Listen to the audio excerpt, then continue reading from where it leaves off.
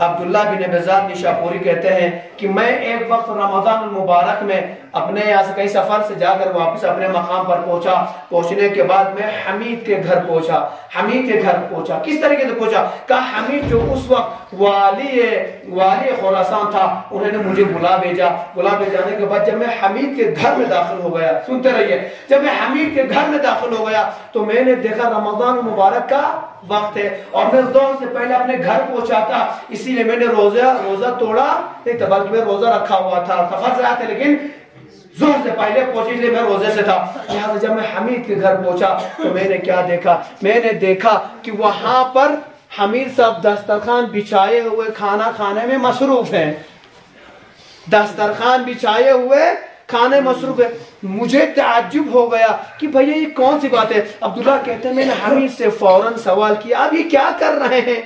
رمضان المبارک ہے اور آپ دسترخوان بچھا کے کھانا کھا رہے ہیں.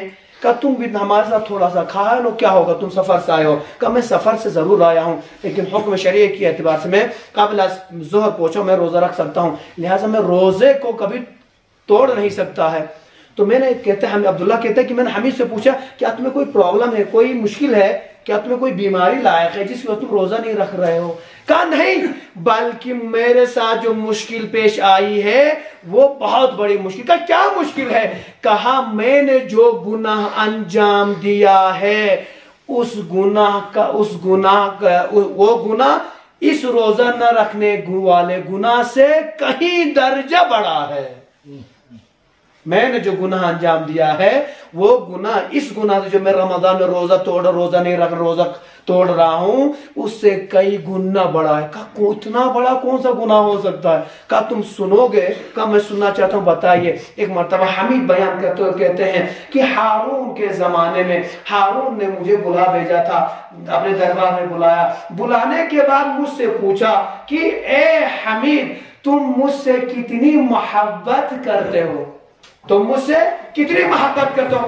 میں نے بادشاہ وقت سے کہا یا امیر المومنین میری جان آپ پر قربان ہو جائے, میں آپ کے لیے اپنی جان قربان کرنے کے لیے تیار ہوں. بادشاہ خوش ہو گئے. ہارون خوش ہونے کے بعد میں نے جواب دے دیا, میں واپس چلا گیا. گھر واپس پہنچنے ہی والا تھا, پیچھے سے پھر سے بادشاہ کی طرف پیغام لے کر ایک شخص آیا. آنے کے بعد میں گھر پہنچا ہی نہیں تھا. کہا تمہیں بادشاہ دوبارہ بلا رہے ہیں. کہ کیا بات ہے؟ کہا تمہیں بلا رہے نہیں پتا. کہ میں واپس گیا, کہا بادشاہ سلامت کیا بات ہے؟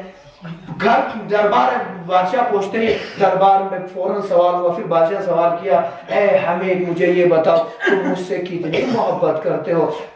حمید کہتے ہیں میں نے جواب دیا بادشاہ سلامت ابھی تو میں نے آپ کو جواب دے دیا کہ میری جان آپ پر قربان ہو. اگر جان پر بھی آپ کو یقین نہیں ہو رہا ہے, میری جان, میرے گھر والوں کی جان, میرا مال و زر آپ پر سب کچھ قربان ہو, میں آپ سے بہت محبت کرتا ہوں.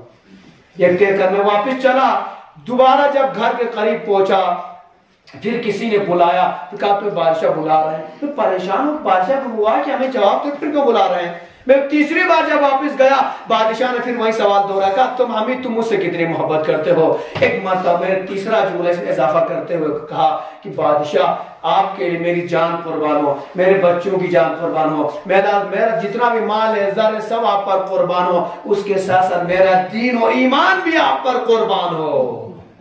جب دین و ایمان کا نام سنا بادشاہ وقت نے کہا حمید جب تم مجھ سے اتنی محبت کرتے ہو تو تم جو میں کہوں گا کرو گے؟ کہا بادشاہ کے سب کچھ قربان ہے. ایک مرتبہ حمید کہتا ہے بادشاہ ہارون نے مجھ سے کہا, ایک غلام کو کھڑا کیا, کہا اے غلام تم اسے اپنے حمید کو اپنے ساتھ لے جاؤ. کہا بادشاہ کہاں جاؤ؟ کہا تم میں جو حکم دعا لے جاؤ. اور بادشاہ نے اس غلام سے کہا تم انہیں حکم دیتے رہنا حمید سے, اے حمید یاد رکھنا آج تمہیں غلام جو بھی حکم دے گا وہ ایک غلام کا حکم نہیں ہوگا, یوں سمجھ رہنا ہارون نے تمہیں حکم دیا ہے.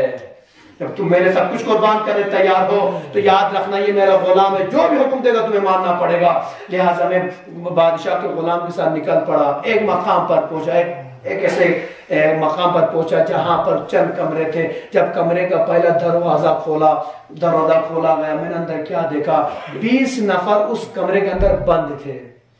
حمید کہتا ہے کہ میں غلام کے ساتھ گیا, جانے کے بعد دیکھا 20 نفر اس کے اندر بند تھے. اس کے بعد میں پریشان ہو گیا. ایک مرتبہ غلام نے کہا میں تمہیں آرڈر دیتا ہوں، حکم دیتا ہوں اس 20 افراد کا سر تن سے جدا کر دو. اب مجھے حکم ملا، میں مجبور تھا، لہذا میں نے تلوار اٹھائی اور 20 نفر کے سر کو تن سے جدا کر دیا. یہ غلام مجھے دوسرے مقام دوسرے گھر پر لے گیا، دروازہ کھولا، پھر اندر دیکھا وہاں پر 20 نفر اندر پھر قید ہیں، بند ہے. غلام نے مجھ سے کہا تلوار اٹھاؤ اور ان 20 افراد کا بھی تن سر سے جدا کر دو. لہٰذا مجھے بادشاہ نے کہا تھا غلام کا جو حکم ہوگا، سمجھ نے تمہیں بادشاہ نے حکم دیا، ماننا تھا مجھے، میں مجبور ہو گیا، تلوار اٹھائی اور ان سب کے سروں کو تن سے جدا کر دیا. پھر تھوڑی دیر آگے لے کر گیا غلام مجھے، اور تیسری منزل جب آئی پھر ایک بڑا دروازہ کھولا، اندر دیکھا پھر 20 نفر اس کمرے میں قید ہیں. غلام نے مجھ سے کہا تلوار اٹھاؤ، ان سب کو بھی مار دو. میں نے تلوار اٹھائی، حکم کا تابع تھا، تلوار اٹھائی، ایک ایک کر کے سر تن سے جدا کرتا گیا. جب 19 افراد کا سر تن سے جدا کر چکا، ایک شخص رہ گیا جس کی داڑھی سفید تھی. ہاتھ جوڑ کر یوں کہتا اے شخص تمہیں شرم نہیں آتی؟ تم قیامت کے دن پیغمبر کو کیا منہ دکھاؤ گے؟ تم نے اتنے افراد کو جو مارے ہو، تم جانتے ہو یہ کون لوگ تھے؟ تو کون لوگ تھے؟ کہا یہ پیغمبر کی اولاد سادات میں سے تھے، سادات میں سے تھے. میرے ہاتھ سے، حمید کہتا ہے میرے ہاتھ سے تلوار گر گئی. میں سمجھ گیا کہ اب میں بری طریقے سے پھنس گیا ہوں، لہٰذا میں نے اپنے ہاتھ سے بادشاہ کو خوش کرانے کے لیے ایک کم 60 آدمی کو 60 سادات کو قتل کیا ہے.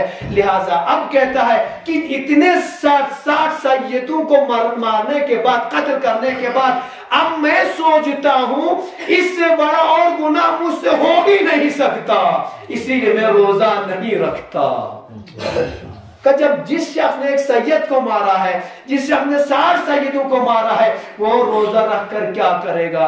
ایک مرتبہ جیسے ہی کہا امام رضا علیہ، ایک مرتبہ حامد کہتا ہے کہ میں شخص کو لے کر آیا، عبداللہ کہتا ہے کہ میں امام رضا علیہ صلوات والسلام کی خدمت میں آیا. آنے کے بعد امام رضا علیہ صلوات والسلام سے سوال کرنے لگے تو امام علیہ صلوات والسلام نے فرمایا کہ مولا اس طریقے سے واقع پورا جو عبد الحمید کا واقع، اس طریقے سے انہوں نے سادات کو غلطی سے مارا ہے، پیروی ہو حاکم کرتے انہوں نے مارا ہے. تو لہٰذا عزیزان کرام ایک مرتبہ آپ کیا فرماتے ہیں؟ فرزند پیغمبر فرماتے ہیں کہ تم خدا کی رحمت سے مایوس، فرزند پیغمبر ہیں، سادات کو مارا شخص نے، لیکن فرزند پیغمبر کیا فرماتے ہیں؟ تم خدا کی رحمت سے مایوس نہ ہو. ایک گناہ جو تم نے انجام دیا جو بخشنے والا نہیں ہے، لیکن اگر تم خدا سے آس لگائے رکھو گے کہ خدا میں تجھ سے لگاتا ہوں، غلطی مجھ سے ہو گئی ہے، تو لہٰذا خدا اس تمہاری آس کی بنا پر جو تم خدا سے امید لگائے ہو، جو خدا سے لو لگاؤ گے، خدا بند عالمین تمہارے اس ایک امید کی وجہ سے ان 60 سیدوں کے قتل کو تمہیں خدا معاف کر دے گا. صلوات پڑھیں محمد علیہ.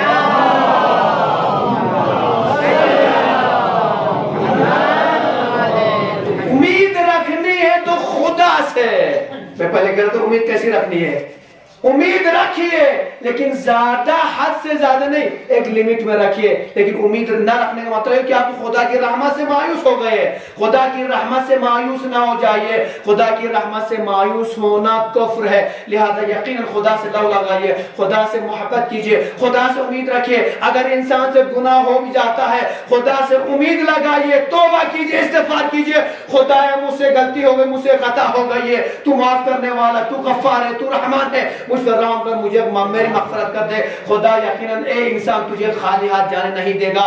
تو لہٰذا ایک گناہ ہوا ہے کہہ کر انسان اور 10 گناہ کو انجام دے گا تو اس کی نہ مغفرت ہوگی بلکہ عاقبت خراب ہوتی جائے گی. انسان سے خطا ہو سکتی ہے، خطا غلطی بھی ہو سکتی ہے، لیکن آپ کو خدا سے لو لگائے رکھنا ہے. خدا کی رحمت سے مایوس نہ ہو جائیے، خدا سے لو لگا کر رکھیے اور خدا معاف کرنے والا ہے. ہم بندے ایک دوسرے کو معاف نہیں کرتے ہیں، لیکن میرا رب بندوں کو معاف کر دیتا ہے. لہٰذا جب میرا رب کسی بندے کو معاف کر سکتا ہے، ہم اور آپ کون ہوتے کسی کو تانا دینے والے؟ ہم اور آپ کون ہوتے کسی کو معاف نہ کرنے والے؟ ہم اور آپ کون ہوتے جو اپنے دل میں بغض اور کینہ لیے بیٹھے رہیں گے کہ ہم فلاں صاحب کو معاف نہیں کریں گے؟ لہٰذا عزیزان گرامی، اپنی بات کو تمام کرتے ہوئے آپ سے کہنا چاہوں گا، امید رکھیے، خدا سے لو لگائیے، خدا سے آس لگائیے رکھیے، دنیاوی طاقتوں سے نہ ڈریے، دنیاوی چیزوں پر زیادہ لو نہ لگائیے. امید اور آس صرف لگانا ہے تو افسروں سے نہ لگائیے، بڑے بڑے جو پوسٹ پر ان سے نہ لگائیے. امید اور آس لگانی ہے تو خدا سے لگائیے، اہل بیت سے لو لگائیے، اہل بیت سے آس لگائیے. وہ آپ کی ہر منت پوری کریں گے، آپ کی ہر آس ہر دعا پورا کریں گے. لہذا میں بات کو تمام کرتے دعا کرنا چاہوں گا. خدایا میں آپ کو محمد و آل محمد علیہ الصلوۃ والسلام ہمارے اس عمل کو قبول فرما.